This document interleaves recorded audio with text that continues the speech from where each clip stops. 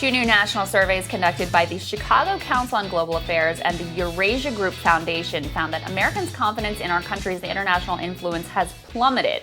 Less than half of Americans now view the United States as the greatest country in the world.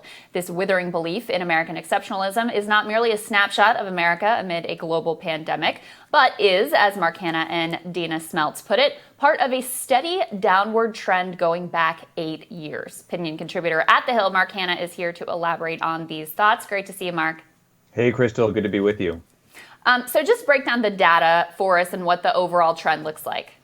Sure. We ask a question every year at the Eurasia Group Foundation of 1,700 Americans, a diverse sample, what they think about American exceptionalism. And this year, as in previous years, we get many more people thinking that America is exceptional for what it represents than for what it has done in the world. But we also have an answer option for America is not an exceptional nation, that every country acts in its own interest and has different qualities which distinguish it.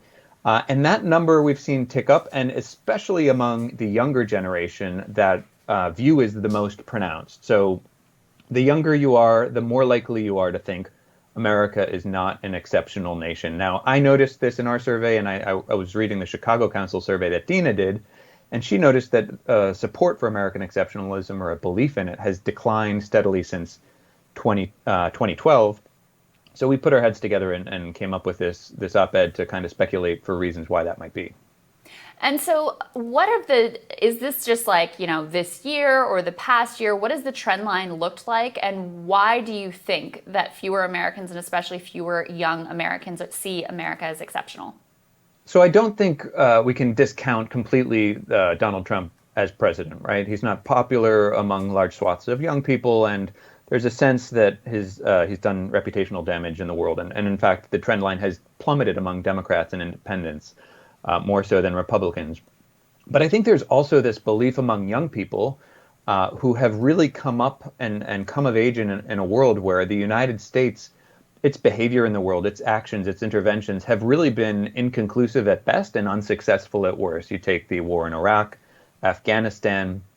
This generation didn't live through the kind of heady successes of the Cold War, let alone World War II. So we have a lot of older generation. If you're 60 years old or older, you're most likely to think America is an exceptional nation.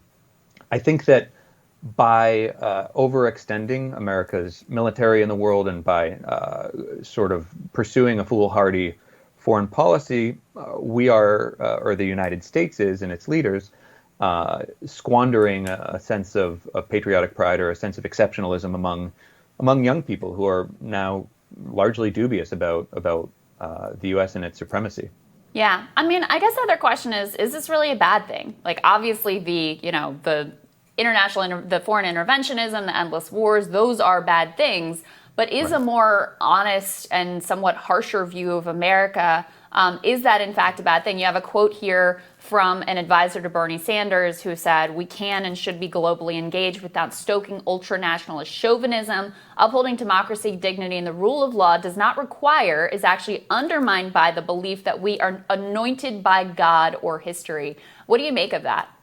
Yeah, that's a hot take by Matt Duss, who advises Bernie Sanders. And I don't know that I would go that far, but I thought it was a provocative and illuminating quote nonetheless. But I do think there is some merit to this sense that a belief in exceptionalism, a belief in the inherent superiority or specialness of the United States can be intoxicating, can cloud judgment of policymakers and America's national security leaders, because it creates an imperative where none really exists. And it also creates a false sense of confidence. As we say in the piece, this isn't necessarily, shouldn't be interpreted as a crisis of confidence.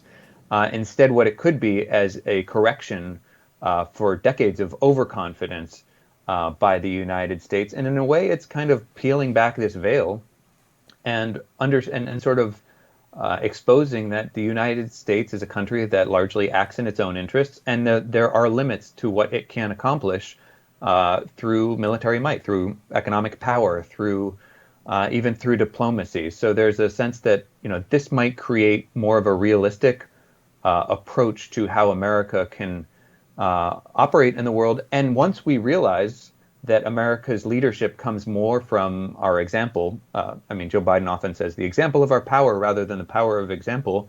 I think there's some merit in that, and I think that is, borne out by our research, that there is indeed more power we derive from our strength at home and from how we conduct ourselves, for sure. Yeah, from living up to the principles that we espouse. Mark, really fascinating stuff. Thank you so much for joining us. Thank you, Crystal. Appreciate it. My pleasure. We'll have more Rising for you after this.